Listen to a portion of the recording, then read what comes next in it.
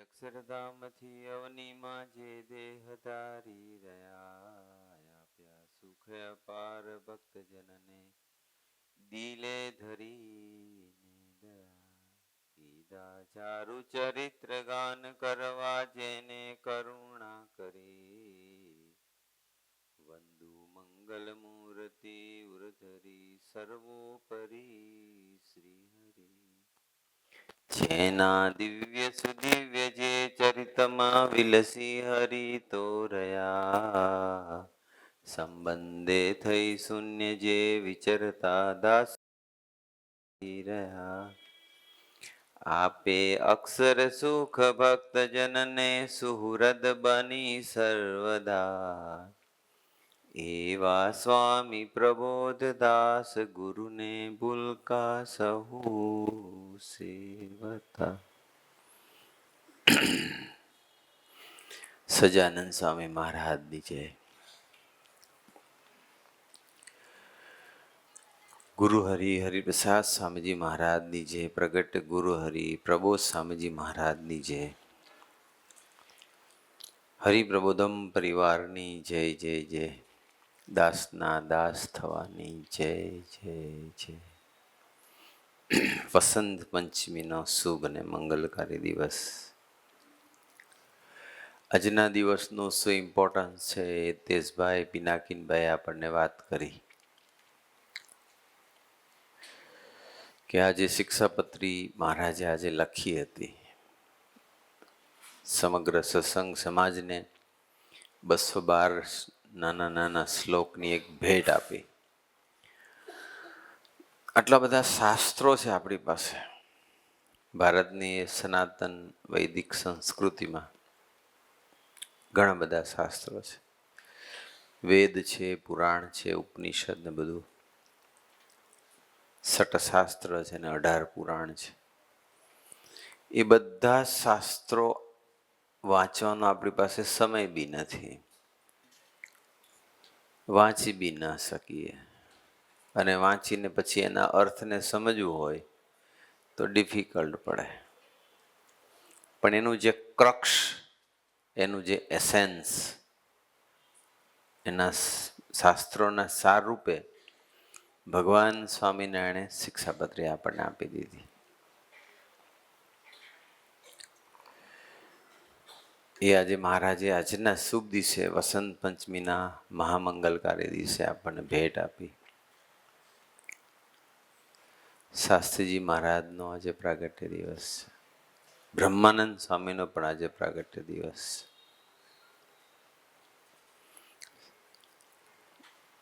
અને આજના દિવસે જ આપણે અહીંયા મૂર્તિ પ્રતિષ્ઠા થયેલી, એટલે આજે પાટોત્સવ છે.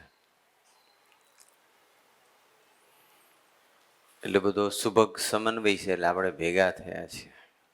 અને પાછું જોગાનો જોગ રવિવાર પણ આવી ગયો, એટલે પછી અમે સવારે એવીડીમાં શાસ્ત્રીજી મહારાજનું, યોગીજી મહારાજનું પૂજન કર્યું. શશીમાનનો પ્રાગટ્ય દિવસ એટલે અત્યારે અમે સંતો સભા પછી ઠાકોરજીનું પૂજન કરીશું. પછી આપણે બધા આરતી કરીશું, પછી થાળ ધરાવીશું. પણ ભગવાન સ્વામિનારાયણે શિક્ષાપત્રી આપણને આપી, બહુ અદ્ભુત શિક્ષાપત્રી આપી છે. ખરેખર દુનિયાની અંદર કોઈ પણ વ્યક્તિ જો શિક્ષાપત્રી પ્રમાણે જીવન જીવે ને તો ક્યારેય દુઃખી થાય જ નહીં. ધર્મ, અર્થ, કામ અને મોક્ષ ચારેય પ્રકારની સિદ્ધિ મળે. શિક્ષાપત્રીમાં ભગવાન સ્વામીને દરેકના પાછા અલગ અલગ પણ નિયમો કયા છે, કોડ ઓફ કન્ડક્ટ. કોમન બી છે બધાના. ક્યાં થૂકવું, ક્યાં ના થૂકવું, ક્યાં બેસવું, ક્યાં ના બેસવું. વિવેકની વાતો ખૂબ કરી છે. સ્વચ્છતાની વાત નરેન્દ્રભાઈ મોદીજી સ્વચ્છતા અભિયાન એમને ઉપાડ્યું એટલે આખો દેશ ખુલ્લા જાજરૂ અને બધું બંધ થઈ ગયું, સ્વચ્છતા વધી ગઈ. પહેલાં કરતાં ઘણો ફરક પડી ગયો. પણ એ તો ભગવાન સ્વામિનારાયણ ત્યારથી જ કહેતા હતા. ખરેખર સ્વામિનારાયણનો સત્સંગી હોય ભાઈ કે બેન, એનું ઘર, એનું રસોડું, એના સંડાસ બાથરૂમ, રૂમો, ફળિયું ચોખ્ખું હોવું જોઈએ, સ્વચ્છતા હોવી જોઈએ. કોઈ પણ હરિભગતના ઘરે મેં પધરામણી કરીએ ને એટલે ખબર પડી જાય કે આ ઘરનું પાત્ર કેટલું આળસુ છે અને કેટલું શિક્ષાપત્રી પ્રમાણે સક્રિય છે. મોસ્ટલી તો જો કે બધાના બાથરૂમ ને બધું ચોખ્ખું હોય છે. પછી ખબર નહીં, અમે આવવાનું હોય ત્યારે કરી નાખતા હોય તો ખબર નહીં. ભગવાન સ્વામિનારાયણ એક વખત ગરડાના દાદા ખાચરના દરબારમાં બિરાજમાન હતા. જીવબા, લાડુબા ને બધી સાંખ્યોગી બાઈઓ બધી ઠાકોરજીને થાળ ધરાવતા હતા. એટલે આજુબાજુમાં શાકભાજીનું બધું વેસ્ટ, બધું અમુક વસ્તુ બધી અસ્ત વ્યસ્ત પડી હતી. થોડું ગંદુ લાગતું હતું. વેરવિખેર બધું અસ્ત વ્યસ્ત પડ્યું હતું અને ચોખ્ખું નહોતું. અને ઠાકોરજીના થાળ ધરાવતા હશે, થાળ બોલતા હશે. એ સમયમાં જ મહારાજ પધાર્યા અંદર, જ્યાં થાળ ધરાવતા હતા ત્યાં. અને મહારાજે જોયું કે સ્વચ્છતા નથી, ચોખ્ખું નથી. એટલે મહારાજને ના ગમ્યું, કારણ કે મહારાજ સ્વચ્છતાના ખૂબ જ આગ્રહી હતા. ગુરુહરિ સ્વામીજી અને આજે પ્રબોધ સ્વામી પણ એમને બધું નીટ એન્ડ ક્લીન જોઈએ. ભલે આપણે કદાચ આર્થિક રીતે કદાચ બહુ સક્ષમ નથી, પણ ચોખ્ખું તો રખાય ને. મોટું કે નાનું આપણા હાથમાં ના હોય. કદાચ મોટું ઘર ના થઈ શકે, ભલે નાનું ઘર રહ્યું, ભલે મંદિર નાનું હોય. અમુક ઘરોના અંદર મંદિરમાં પણ એટલું બધું ગંદુ હોય. ચોખ્ખું રહેવું જોઈએ. મહારાજ પછી જોયું કે આ બધું ગંદુ છે. પછી મહારાજ બોલ્યા, એક લીટી બોલ્યા ખાલી, ઉકરડામાં બેસીને પછી ભગવાનને થાળ ના ધરાવાય. આવું બોલીને જતા રહ્યા. બધાને ખ્યાલ આવી ગયો બહેનોને કે આપણી ભક્તિ ખરી પણ સ્વચ્છતા નથી, એ મહારાજને ગમ્યું નથી. એનો અર્થ એમ કે જો આપણું ઘર ગંદુ હોય, આપણું રસોડું ગંદુ હોય, બેડરૂમ કે બાથરૂમ ગમે તે ચોખ્ખું રાખવું જોઈએ. બસ રોજે રોજ કચરા પોતા થવા જોઈએ, ડેઈલી. એમ લાગે કે વાંધો નથી, અઠવાડિયે એકવાર કરીશું અથવા 2-3 દિવસે કરીશું, એવું નહીં. રોજ સ્નાન કરીએ છીએ એમ ઘરને પણ રોજે રોજ ચોખ્ખું રાખવું પડે. આજે તો પેલું શિક્ષાપત્રીનો જયંતિ છે ને, એટલે મારા જેવા નાના મોટી મોટી વાતો તો ઘણી થતી જ હોય છે. હું માંથી તું પારાયણ થયું. પણ એ પારાયણ કેવું છે કે સ્વામી, ભલે હું ભગવાનને નિમિત્ત બનાવીને બોલાવડાવ્યું હોય, પણ મારે પણ એ વસ્તુનું મનન ચિંતન કરવું પડશે. અને તમે લોકો કદાચ 250-300 જણા આવતા હતા પારાયણમાં. હોલ થોડો નાનો હતો, આના કરતા નાનો હતો. પણ એ જે આવ્યા હોય એ અને ના આવ્યો હોય, કથા વાર્તા તો જોઈએ સ્વામી. હુંમાંથી તુંનું પારાયણ એક વખત સાંભળી લીધું હોય કે એક વખત મેં બોલી લીધું હોય, એને કરીને હુંનો પ્રલય થઈ જાય ને તુંમાં એન્ટ્રી થઈ જાય અથવા તુંથી જીવતો થાવ એવું તરત ન બને. એક દિવસ એવો ના જોવો જોઈએ કે આપણે કથા વાર્તા સિવાય પૂરો થાય. એક દિવસ ખૂબ વાત કરીએ જ છીએ, પણ હજુ ઘણા બધા એવા છે કે જેને દિવસો અને દિવસો પણ જતા રહેતા હોય, ખાધા વગર, ઊંઘ્યા વગર, એવું કોઈ દિવસ બનતું નથી. ખાવ જ ડેલી ખાય છે, ડેલી ઊંઘે છે. પણ કથા વાર્તા વગર જો પૂરો થઈ ગયો ને તો કથા વાર્તા કરશે તો શિક્ષાપત્રી પ્રમાણે જીવન જીવવાનું બળ મળશે. આ કથા વાર્તા હશે તો આ બધું જે ગુરુહરિ સ્વામીજી અને આજ પ્રબોધ સ્વામીજી જે દાખલો કરી રહ્યા છે, એટલે આપણે કોઈ વાગોડે કે ના વાગોડે પણ હરિમય પ્રદેશના દરેક ભક્તો મુક્તો ભાઈઓ બહેનો બધા કથા વાર્તા વગર દિવસ પૂરો નહીં જ થવા દેવાનો. છેવટે 10-15 કાંઈ ટાઈમ ના મળે તો 10-15 મિનિટ તો મળે જ. એક દિવસ એવો નહીં જવા દેવાનો. 365 - 1 = 0. 365 - 1 = 364 નહીં, 0. 0 એટલે શું કે માયા પ્રવેશી જશે.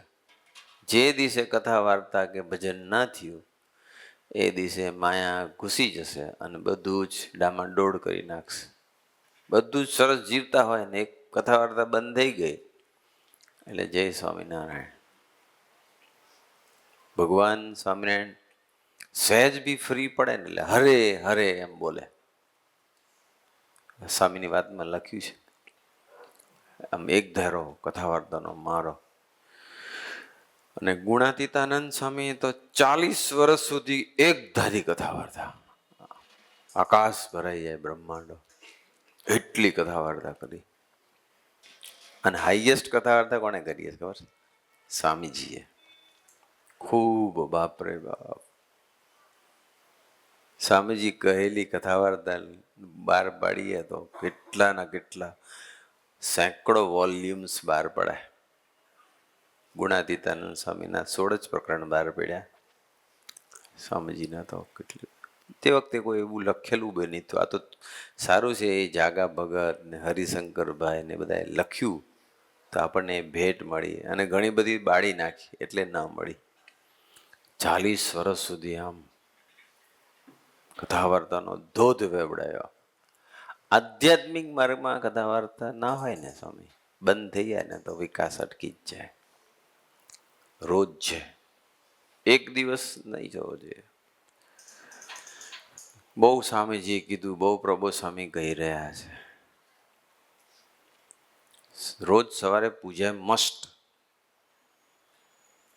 પ્રભુ એના દિલમાં સ્થાન લેવું હોય ને તો નિયમિત સભા, નિયમિત પૂજા કરવી છે. બસ પૂજા બી કરવાની જ. લઈ લેવાની પૂજા મંદિરેથી. પ્રબોધ સ્વામીની જેમ પોણો કલાક ના કરીએ પણ પાડ તો કલાક તો કરો. 30 મિનિટ તો શનિ રવિ થોડું વધારે કરો. જોબ હોય તો થોડું ઓછું કરો પણ પૂજા મસ્ટ. અને દરરોજ પૂજામાં 10 શિક્ષાપત્રીના શ્લોક વાંચી લેવાના. કારણ કે શિક્ષાપત્રી ગ્રંથ હોય આપણી પાસે પણ એ શ્લોક નહીં વાંચીએ તો ખબર નહીં રહે કે આ મહારાજ આપણને કઈ કઈ આજ્ઞા કરી છે. રાઈટ. પડી વસ્તુ કોઈની હાથે ન ચાલે રાજે. ધણીની આજ્ઞા વગર કોઈ વસ્તુ ન. ભગવાન સ્વામિનારાયણ એક વખત સંજાયાથી વડતાલ તરફ જતા હતા, નજીક જ છે ત્યાંથી. જે વખતે જોબન પગી સત્સંગમાં આવી ગયેલા, જોબન વડતાળો બારવાટ ખૂંખાર હતો, સત્સંગી થઈ ગયા. એને તો બધું ચોરી, લૂંટફાટ, ખૂન બધું ખૂબ કરેલું. એની ધાક બહુ હતી. છેક પૂના સુધી, ઇન્દોર સુધી ધાક હતી એની. એકલા ગુજરાતમાં હતી એવું નહોતું.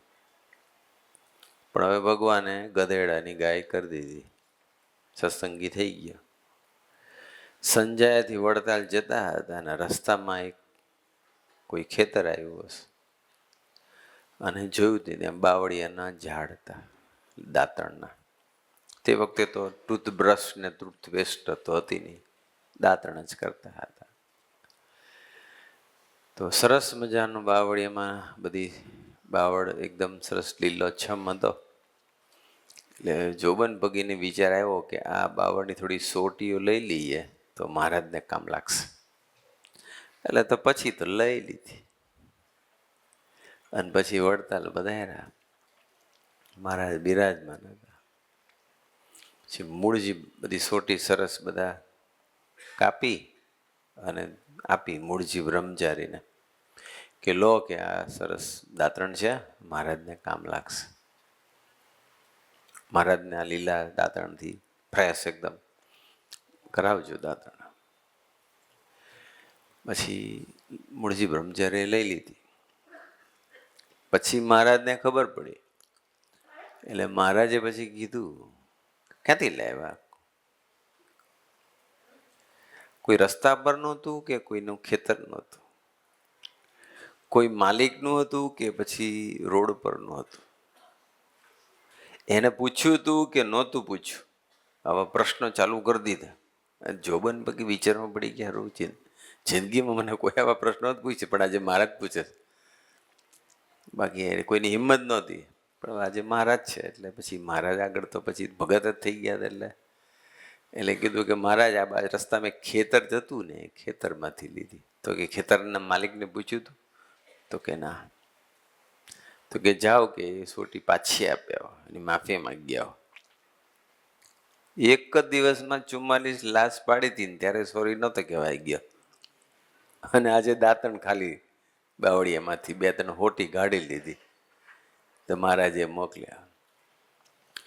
કારણ કે આપણે શિક્ષાપત્રી મહારાજે લખી એટલે મહારાજ આપણી પાસે એવા જીવનની અપેક્ષા રાખે છે. કોઈની વસ્તુ સામે એને માલિક કોઈને પૂછ્યા વગર ન લેવાય, ચોરી કહેવાય. અને ભગવાન સામે તો ચોરીનો નિષેધ કર્યો છે. ભૂખ્યા મરી જવું પણ ચોરી નહીં કરવી. પરીક્ષામાં ના કરાય, હા ચોરી. સ્ટુડન્ટ્સ બધા એ બી ના કરાય. કોઈ ધણીની મરજી વગર, એની આજ્ઞા વગર ન લેવાય. એક વખત ભગવાન સ્વામિનારાયણ બરવાડા પધાર્યા હતા. તો બરવાડામાં છે ને 2 ભાઈઓ હતા, એક મોટો ભાઈ, એક નાનો ભાઈ. નાનો ભાઈ સત્સંગી થયેલો, ભગવાન સ્વામિનારાયણનો આશ્રિત થયેલો. મોટો હતો એ સત્સંગી નહોતો, થોડો કુસંગી હતો. પેલો હળ હાકે નાનો ભાઈ ખેતરમાં, બધું સામાન્ય હતો. પછી એને ભગવાન સ્વામિનારાયણ પધાર્યા હતા કે મારા ઘરે પધરામણી કરો. ભગવાન સ્વામિનારાયણ પધાર્યા. પછી એનું ઘર થોડુંક નાનકડું હતું ને બેસાય એવું નહોતું ને સંતો હરિભક્તો ઘણા હતા. થોડુંક મર્યાદાનો પ્રશ્ન બી ઊભો થયો. એટલે પછી ઉપર પેલા મોટા ભાઈનું ઘર હતું ને એમાં સરસ વ્યવસ્થા સારી હતી. એટલે ત્યાં કે ચાલો ને અહીં મહારાજને કે તમે અહીં બેસો, એમ સારી વ્યવસ્થા. ખાટલું બાટલું હશે, ઢાળીને બધું બેસાડ્યા હશે.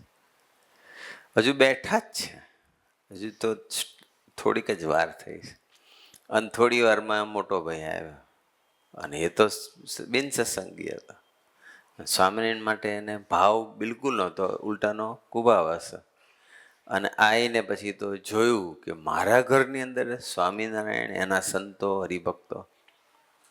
તો કે આ મારું ઘર છે. ભગવાન સ્વામિનારાયણને કે આ મારું ઘર છે, કે મારા ઘરમાં તમને પ્રવેશ નથી. તમે કોને પૂછીને આવ્યા? કે મારા ઘરમાં શું કામ આવ્યા? તમે બહાર નીકળો. હું કઈ સત્સંગી નહીં તમારો, તો તમે મારા ઘરમાં હું બોલાવું?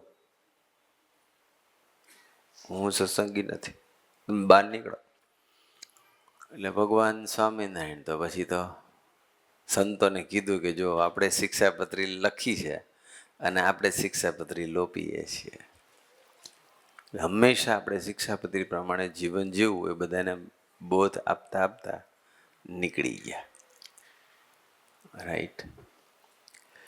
એટલે આ તો શિક્ષાપત્રી આપણે છે આપણી પાસે, પણ એ પ્રમાણે રોજ વાંચવાની. આજે વસંત પંચમીના દિવસે, શિક્ષાપત્રી જયંતિના દિવસે શિક્ષાપત્રી પૂજામાં રાખવાનો વિષય હોય કે ઘરના મંદિરમાં રાખીએ, આપણે ઘરની લાઇબ્રેરીમાં કદાચ રાખીએ. પણ શિક્ષાપત્રી એક નાનકડી બુકલેટ છે, એટલે બધાએ પૂજામાં કમ્પલસરી રાખવાની. અને આજે દ્રઢ સંકલ્પ કરો, અહીં જેટલા બેઠા છે બધા, કે હું રોજ પૂજા કરીશ, રોજ પૂજા કરીશ. પ્રબોધ સ્વામીજીનો અમૃત મહોત્સવ 2028માં આવશે.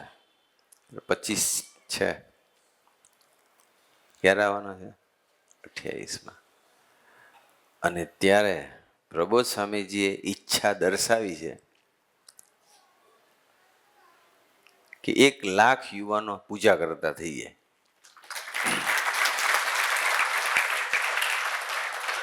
1 લાખ. તો 10 20 તો કાઢવો પડશે આપણે. 10 ના નીકળે, પણ 20 એટલે કેટલો થયો? 5000 થયા. તો 5000 યુવકો પૂજા કરતા કરવા પડે. ભાઈઓ બહેનો સાથે ગણીએ, ચાલો 5000 ભક્તો, ભાઈઓ બહેનો વડીલો બધા થઈને, બાળકો કિશોરો બધા થઈને એટલા પૂજા કરતા કરવા છે. પૂજા મસ્ટ. આજે બધાએ સંકલ્પ કરવાનો. શિક્ષાપત્રી જયંતિને દિવસે, શાસ્ત્રીજી મહારાજના પ્રાગટ્ય દિવસે, બ્રહ્માનંદ સ્વામીના પ્રાગટ્ય દિવસે, રાઈટ. અને આ મંદિરના પાટોત્સવ નિમિત્તે આપણે બધાએ આટલું સંકલ્પ કરવાનો છે. બસ અંબરીશ હોય એ તો પૂજા કદાચ કરતા જ હોય, પણ બધા સત્સંગી માત્ર એ પૂજા કરવાની. બસ ના હોય તો વસાઈ લો. અને દરેક કાર્યકર્તાને વિનંતી કે સભા ભરતું યુવક હોય એને પૂજા મસ્ટ. બરાબર. આપણે પ્રબોધ સ્વામીના ચરણે એકલી સભા નહીં, સભા અને પૂજા કરતા. ખાલી એટલું જ વિચારો કે આપણા ગુરુહરિ સૌથી વધારે જવાબદારી કોની છે? સૌથી વધારે લોડ કોને છે? સૌથી વધારે ભીડો કોણ બેઠે છે? તમે વિચાર કરો કે પ્રબોધ સ્વામીજી હમણાં જ એક પછી આ સમય આપે તો પછી વિચરણ ચાલુ છે. અમદાવાદનું વિચરણ થયું ઉત્તરાયણ પર જોડી, અને ત્યાર પછી પાછા 1-2 દિવસ રહીને મુંબઈ પધાર્યા. મુંબઈથી કાલે રાત્રે જ આવ્યા. આજે અત્યારે સભા ચાલી રહી છે ત્યાં એવીડીમાં. અને 1-2 દિવસ રહી અને પાછા 5 તારીખે પાછું ફરી બેંગ્લોર પધારે છે. અને 5મી તારીખે અમદાવાદ થઈ જવાના છે. એટલે શક્યતા છે કે દર્શન થશે.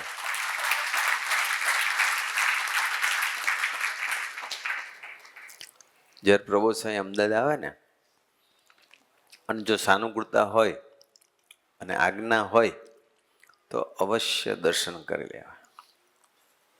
મહિને એકાદ વખત અવશ્ય એવડી જવું. આપણે ક્યાં દૂર છે. 5મીએ પ્રબોધ સ્વામીજી અહીંથી બેસવાના છે હાંસો એરપોર્ટ, અને 10મી પાછા અમદાવાદ જ પાછા રિટર્ન આવશે. પણ ત્યારે કદાચ આવીને સીધા જતા રહે, પણ જતા કદાચ દર્શન થશે. એ બધું તમને મેસેજ મળી જશે. આસોલ કે એરપોર્ટ કે જ્યાં બી સાનુકૂળતા હશે ત્યાં દર્શન માટે આવવાનું. ઘર બેઠા ગંગા, ઘર બેઠા આપણા ગુરુ હરિ આવે, લાભ લઈ લેવાનો. પણ એ આટલા બધા બિઝી છે, આટલું બધું ટ્રાવેલ કરે છે, આટલું બધું ભીડો વેઠે છે, છતાં પણ એની પૂજા કેવી પૂજા, કેટલી શાંતિથી કરે છે. કોઈ પણ પૂજામાં એ અવશ્ય પ્રવચન સ્વામીજીનું સાંભળે અથવા વાંચે જ. એક દિવસ એવો નથી જતો. એમને ટાઈમ મળે આપણને ના મળે.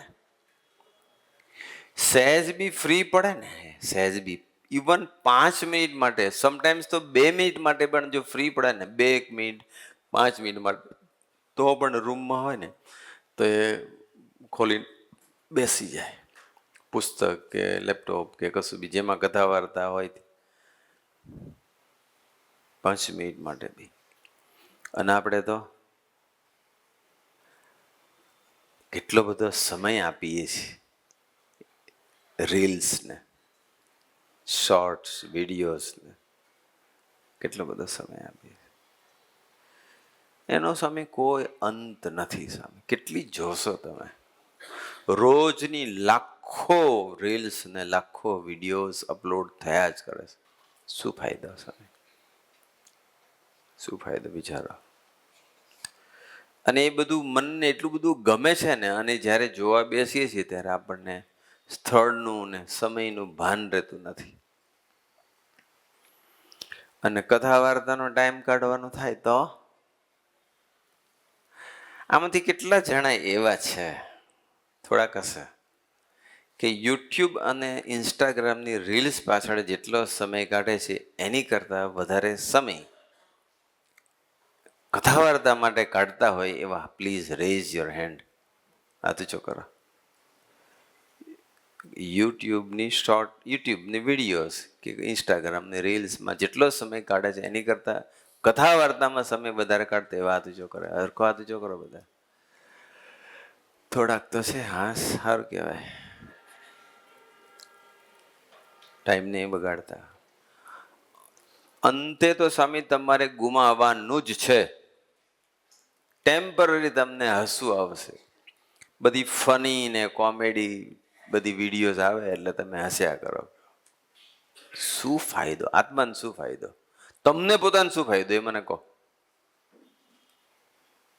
તમને પર્સનલ તમારે લૌકિક રીતે પણ શું ફાયદો? મનને રાજી કરવા માટે જોયા કરવાનું. સોશિયલ મીડિયા, મોબાઈલ, ઇન્ટરનેટ એટલો એમાં જેટલો સમય કાઢીએ છીએ એનાથી અડધો, એથી બી ઓછો સમય જો આપણે કથા વાર્તામાં કાઢીએ ને તો પણ ભગવાન રાજી થઈ જાય ને આપણા આત્માની યાત્રા પરમાત્મા તરફ સારી ચાલે. મોબાઈલ રાખવો જોઈએ. આ જમાના પ્રમાણે બધાએ મોબાઈલની જરૂર છે જ. અને જે સ્ટુડન્ટ છે એ લોકોએ તો એવોઇડ કરવું જોઈએ, નહીં જ કરવું જોઈએ. અને દરેક માધર અને ફાધરને હું વિનંતી કરું છું કે તમારા છોકરાને મોબાઈલ ના આપશો. આપો તો અડધો કલાક, કલાક આખા દાડામાં આપો. નહીં તો એ જ છોકરું, તમારું છોકરું જેને તમે પાલવો છો, મોટા કરો છો, એ જ તમારા માટે માથાનો દુખાવો થઈ જશે. કંટાળી જશો તમે.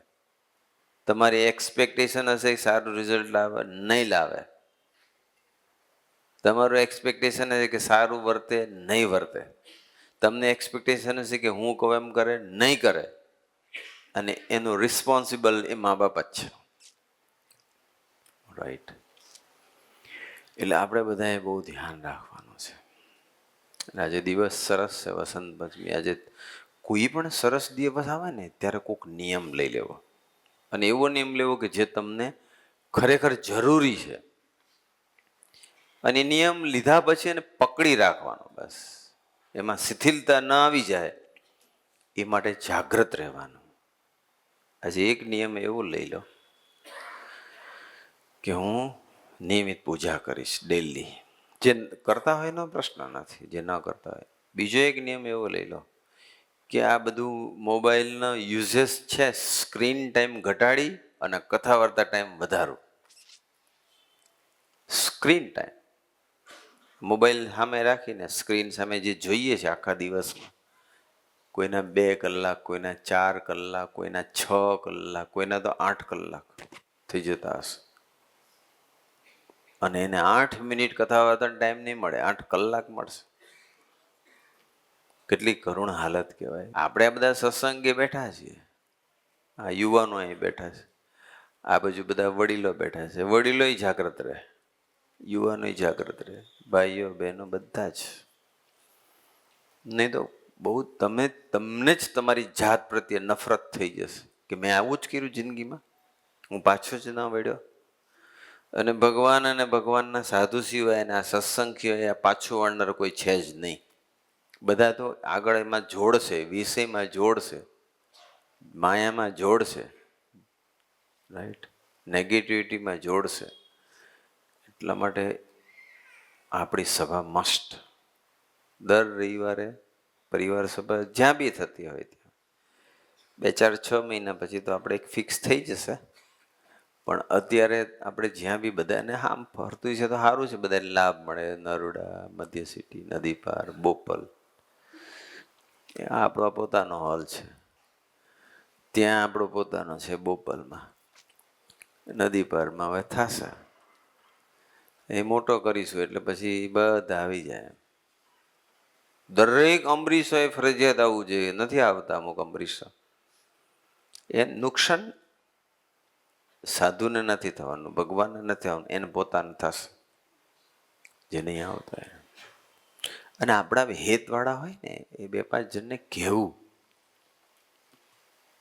લઈ આવવા, એને પ્રેમથી સમજાવવાના આપણે મોટી સેવા છે. 300 સવા 300 અમરીશો છે, તો એ જ ખાલી આખો પરિવાર આવી જાય તો 600-700 તો એ જ થઈ જાય.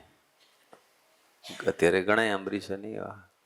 ઠીક છે, આજે વસંત પંચમી છે, કદાચ કોઈના લગ્ન બગન હોય આમ તેમ. લગ્ન તો ભગવાન સાથે કરવાનું છે. સાસી મહારાજ કેવું જીવન જીવી ગયા, રાઈટ. સસીમાનંદ પણ પ્રસંગો પિનાકીનભાઈ ઘણા ગયા. ફટાફટ બધા કહેવા જ માંડ્યા. મેં પાડાને ઊંચક્યું ને દોરોય ઊંચક્યો, બધું ઉચકાવડાયું. પિનાકીનભાઈની કથા વાર્તાનો રંગ લાગેલો છે, એની પાસે બધું મટીરિયલ મળી રહે છે. એમ તો આપણામાં પણ દરેક જણને ઇન્ટરેસ્ટ હોવો જોઈએ, દરેક જણને. ઘણાને શું વાંચવું ગમે, ઘણાને સાંભળવું ગમે, મને ઘણાને બેવું ગમે, અને ઘણાને એકે ના ગમે. એને જે રીલ જોયા કરશે ને એનું આખું બ્રહ્માંડ એની વહેલી મોડી રીલ ઉતારશે. એમની કરતા આપણે રીલ બિલ બંધ કરી દો. આપણે બધાએ જાગૃત રહેવાનું બસ. હા, સારી વસ્તુ હોય તો કરાય. માનો કે કથા વાર્તા થતી હોય, પારાયણ માનો કે કર્યું, પ્રભુ સ્વામીજીના જે બધા પ્રવચનો સંતો મુક્તોના બહેનોના જે કંઈ સરસ વક્તા હોય, દેટ ઇઝ ગુડ. મિસયુઝ નહીં થવો જોઈએ, બેડ યુઝ નહીં થવો જોઈએ. શાસ્ત્રીજી મહારાજ એક વખત, આપણે બધા સત્સંગી છીએ, ખરેખર સત્સંગી કોણ હતા? પર્વતભાઈને હતા. પર્વતભાઈ મહારાજે બ્રહ્માનંદ સ્વામીને કહ્યું હતું, આજે બ્રહ્માનંદ સ્વામીનો પ્રાગટ્ય દિવસ છે.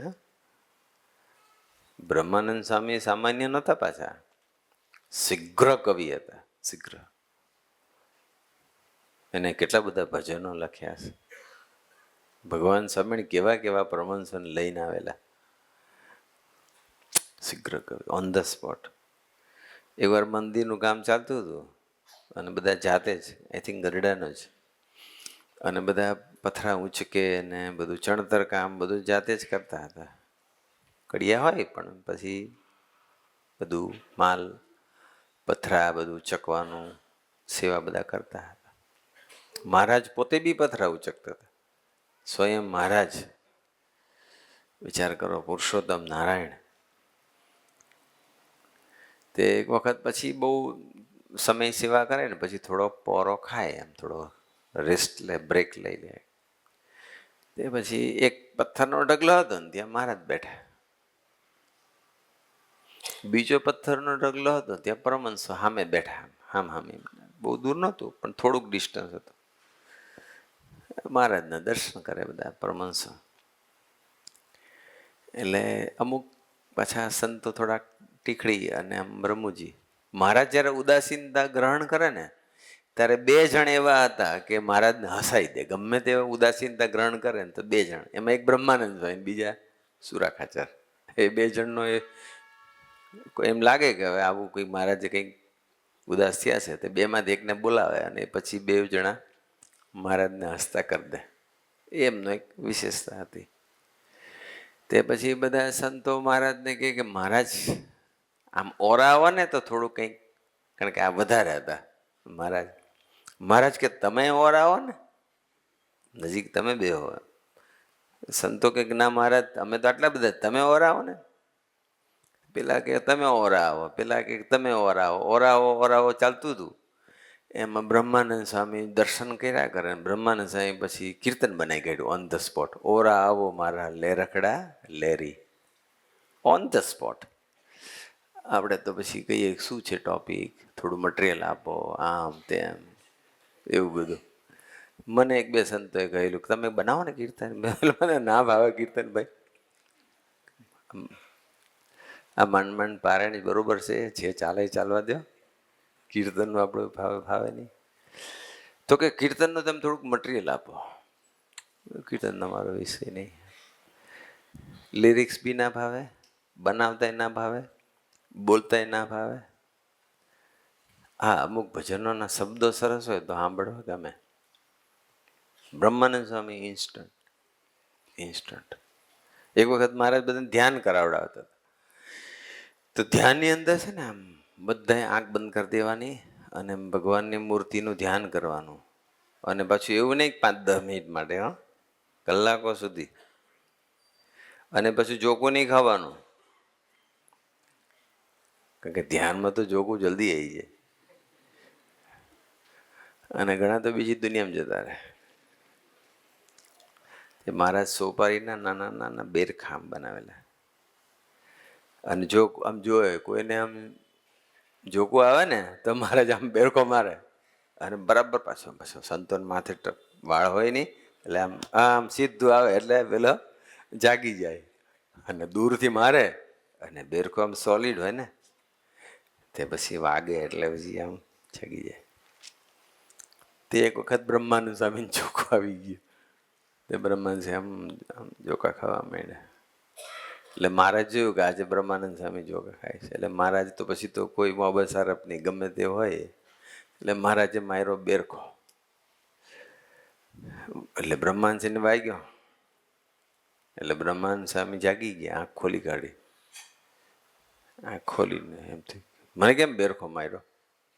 બ્રહ્માનંદ સ્વામી આનંદ કરાવે બધાને.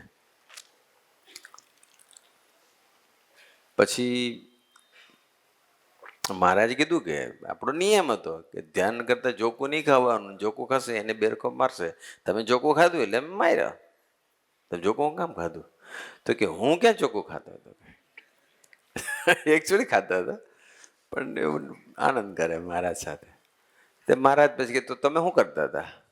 તો કે હું તો તમારી આમ મૂર્તિમાં આમ લીન બનીને મૂર્તિના આકાર થઈને સરસ મજાનું કીર્તન ગાતો હતો.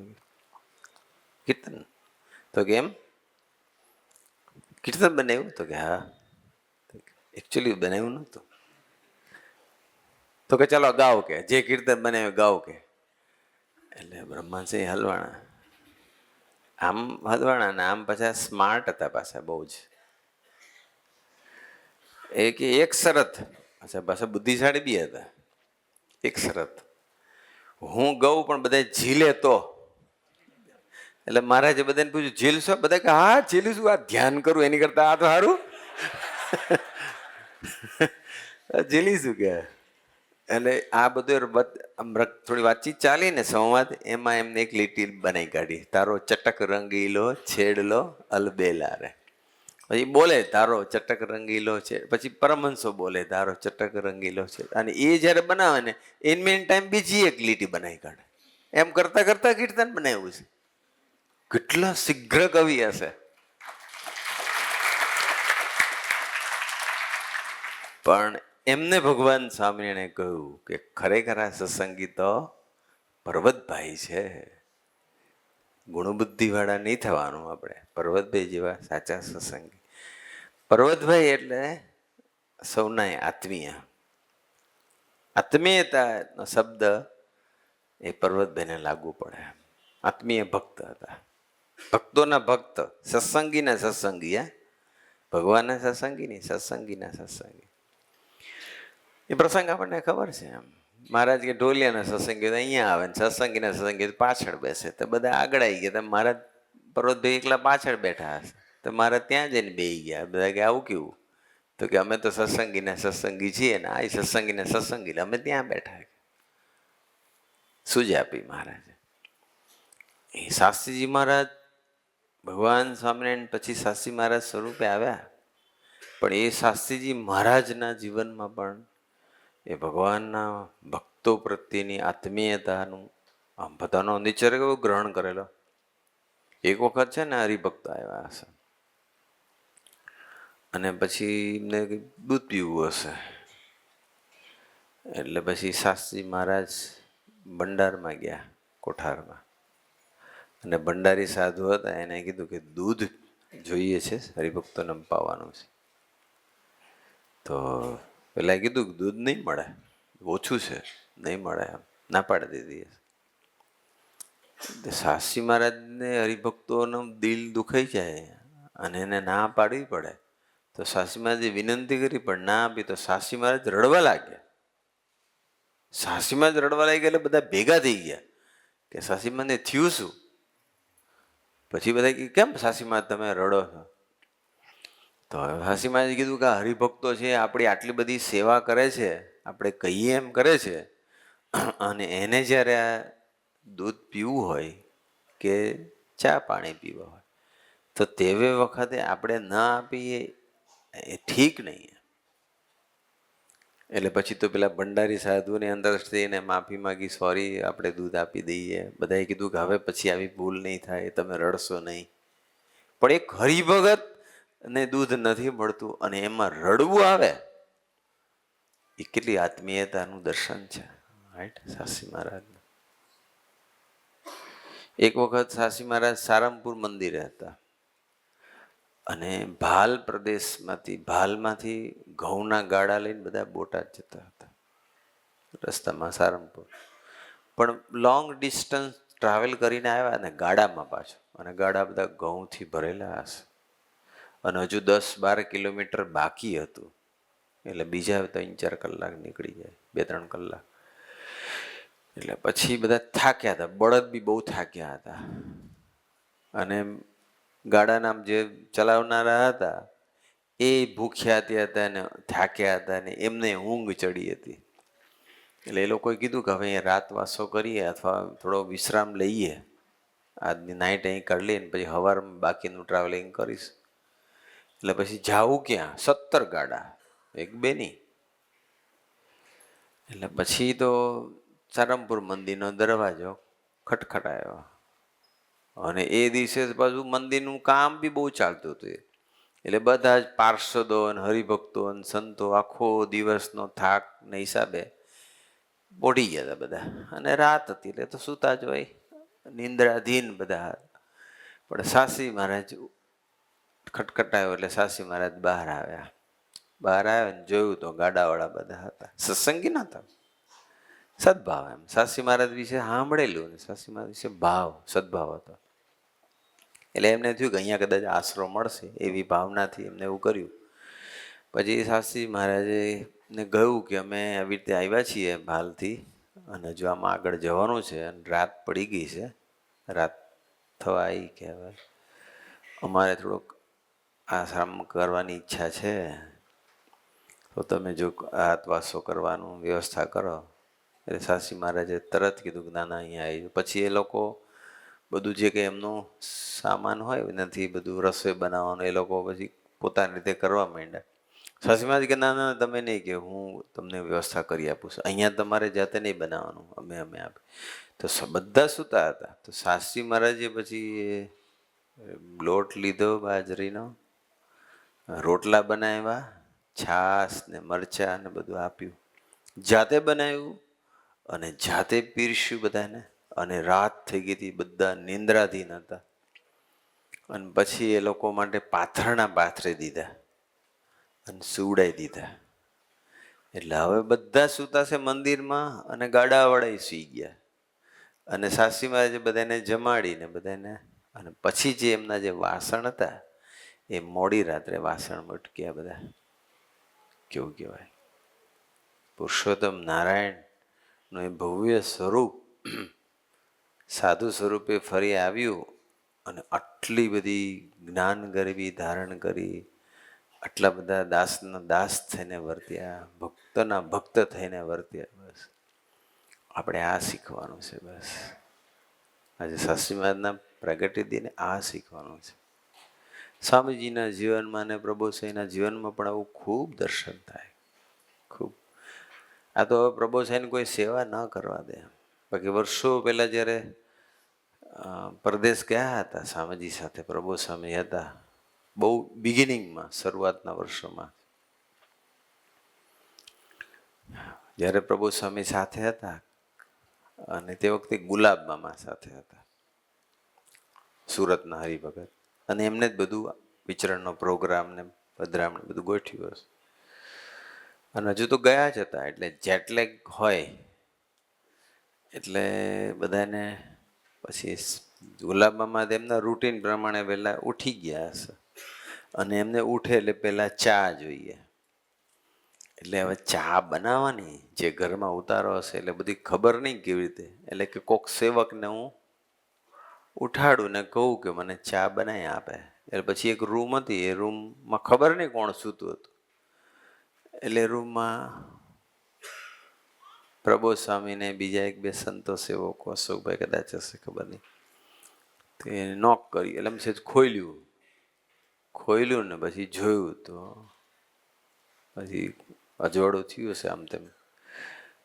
એટલે પ્રભુ સાહેબની આંખ ખુલ્લી ગઈ. એટલે પછી ગુલાબમાં કે ના સુઈ જશે એમને એમ કે આ સંતન રૂમમાં આવી ગયો. પછી બોલો ને શું હતું? કે તો કે ના એ તો છે ને મારે ચા પીવી હતી ને કે એટલે કોઈ સેવકને શોધતો હતો.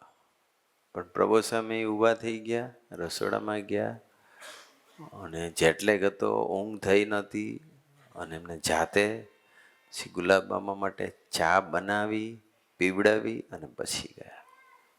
પોતાની ઊંઘને જતી કરી, દેહભાવ ન રાખ્યો, ભગવાનના ભક્તોની ભક્તિ કરી લીધી. એમ ભગવાનના ભક્ત હોય, સંબંધવાળો કોઈ પણ હોય, તો આપણે એની સેવા કરી લેવી. બસ જેવી રીતે થાય તે પણ કરવી. આર્થિક આપણી કક્ષા પ્રમાણે ન કરવી, બાકી ફિઝિકલી તો થાય, ભગવાનના ભક્તોની સેવા તો થાય. અને જો ભગવાનના ભક્તોની સેવા જ કરવાની છે તો અસેવા તો કરાય જ નહીં. ભગવાનના ભક્તનું અભાવ ગુણની વાત તો થાય જ નહીં. સાસી મહારાજ જરાય નહોતા ચલાવી લેતા, જરાય. છેલ્લો એક પ્રસંગ કહીને પૂરું કરું, સમય ઘણો થઈ ગયો. પણ એક વખત એક મંદિરની અંદર એક સંતથી પંચવર્તમાનનો લોપ થઈ ગયો હશે, શિક્ષાપત્રીનો લોપ થઈ ગયો હશે. એટલે વાતાવરણ એ મંદિરમાં ખૂબ બગડેલું. સાસી મહારાજ અટલાદરા હતા. અને પછી એના વિરુદ્ધ બધા કાગળિયા છપાયા. પેલા લોકો તો બધું આવું જ કરતા હતા, સુરત ભાવનો ને આત્મીયતાનો ને કોઈની ભૂલને છાવરવાનો. એવું તો કોઈને ક્યાં, તો સ્વામીજી ગુણાતીત પુરુષે શીખવાડ્યું, બાકી તો ક્યાં. તે બધા કાગળિયા છપાયા હતા એના વિરુદ્ધમાં, અને આમ કર્યું તેમ ને એ બધા પછી વેચે બધા. અને એ કાગળિયા ફરતા ફરતા કોક હરિભગત પાસે આવ્યા છે, અને એ હરિભક્તે અટલાદરામાં સાસીમાદે વંચાયું કે જો આવું થયું આ મંદિરની અંદર. સાસીમાદે વાંચ્યો ના વાંચ્યો અને ગરમી ગ્રહણ કરી. એ કે ભગવાન સ્વામિનારાયણનો સાધુ છે, તમે જાંગ ઉઘાડી કરો છો ને કે એમ કરીને કાગળિયું ફાડી નાખ્યું, ગુસ્સો કર્યો, અને કોઈ જગ્યાએ કાગળિયા વેચવાના ને કોઈની વાત નહીં કરવાની, એ રીતે વાત કરી નાખી સાસી મહારાજ. કોઈ પણ હરિભગતની, સંત હરિભક્ત હોય, વડીલ હોય, યુવક હોય, કોઈ પણ હોય, ભાઈ બહેન, કોઈ પણ, કોઈની ભૂલ થાય તો એને પ્રેમથી કહેવાય કે આપણે આવું કરીશું, શિક્ષાપત્રી પ્રમાણે નહીં જીવીએ. શિક્ષાપત્રી પ્રમાણે આપણે જીવવું જ પડે. એકાંતમાં સ્ત્રીની સાથે નહીં રહેવું, મહારાજે શિક્ષાપત્રીમાં લખ્યું ને. ઇવન પોતાની દીકરી હોય, યુવાન હોય, એકાંત હોય તો બી નહીં રહેવાનું. મા બેન દીકરી કોઈ પણ. આપણે પેલા અશોકભાઈ છે, ડૉક્ટર અશોકભાઈ સોખડા, અત્યારે બાકરો લાવી ગયા.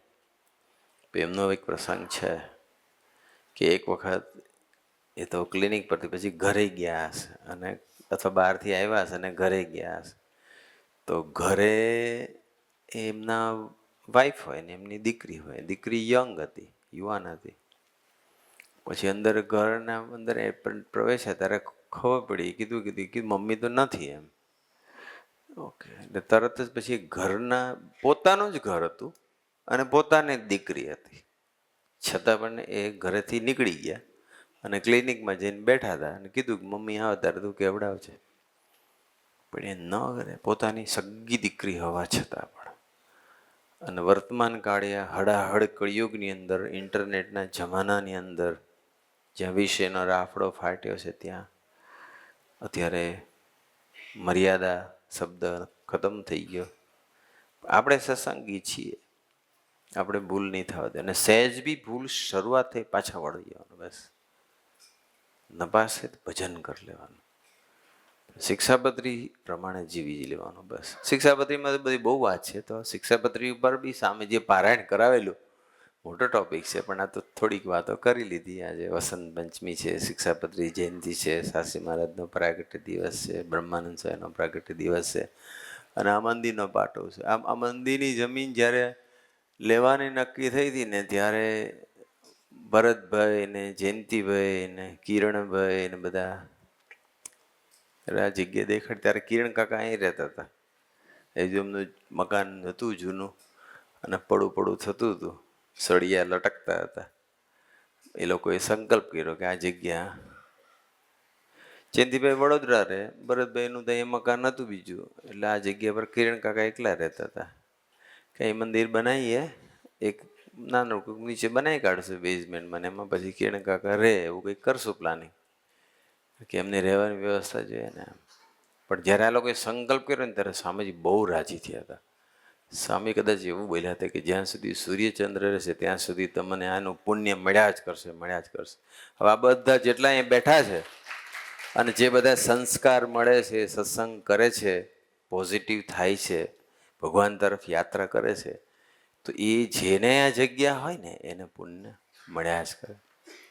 સોલામાં પેલા પરેશ પામે જગ્યા આપવાનું નક્કી કર્યું, આપી. હવે એ થશે, અને કેટલા બધા યુવાનો ભક્તો અંબરીશ સત્સંગ કરશે, કેટલું બધું પુણ્ય એમને એ પરેશ મામાને મળશે.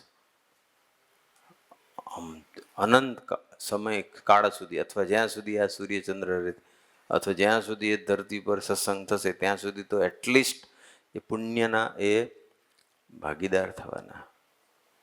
પેલી બાજુ પરેશભાઈ આપણા બોપલની અંદર, એ પરેશભાઈ છે, તો એ પરેશભાઈને કેટલું પુણ્ય મળી રહ્યું છે. આ પરેશ મામાને કેટલું પુણ્ય મળશે. અને અહીંયા એ ભરતભાઈ તો અત્યારે નથી, પણ જયંતિભાઈ ને એમનો પરિવાર, ચિરાગભાઈ ને બધા છે જ, તો કેટલું બધું પુણ્ય મેળવતા હશે. રાઈટ? આ તો સત્કાર્ય છે. આવા કાર્યમાં કોઈ નિમિત્ત બને તો ભગવાન કેટલા રાજી થાય, સંત કેટલા રાજી થાય. તો બસ અહીંયા મારી સેવા પૂરી કરું. પણ ફરી એક વખત કહું છું કે આવો જ્યારે પવિત્ર દિવસ હોય ને, ત્યારે સંકલ્પ કરવાનો.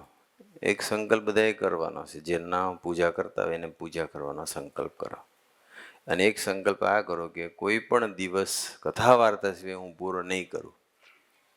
અને કોઈ જગ્યાએ બહાર ગયા હોય ને, જ્યાં કદાચ સભાનું સેન્ટર નજીક ન હોય, તો ત્યાં પણ લોકલ સભા થતી હોય તો ઠીક છે, ને ન થતી હોય તો જે યુટ્યુબ પર ઓનલાઈન જે સભા થતી હોય, માનો કે એ વિડીમ થતી હોય કે ગુરુવારની કે રવિવારની, એ સભા લાભ લઈ લો. અને એ બી કદાચ અવેલેબલ ના હોય તો ઓલરેડી જે પારાયણ ને બધા પ્રવચનો અપલોડ થયા છે એમાંથી એક પ્રવચન સાંભળી લેવાનું. પણ 52 - 1 = 0 અને 365 - 1 = 0. મહારાજ આપણને સૌને, મને ને તમને શિક્ષાપત્રી પ્રમાણે જીવન જીવવાનો ખૂબ ખૂબ બળ આપે. પ્રાર્થના સજાનંદ સ્વામી મહારાજ.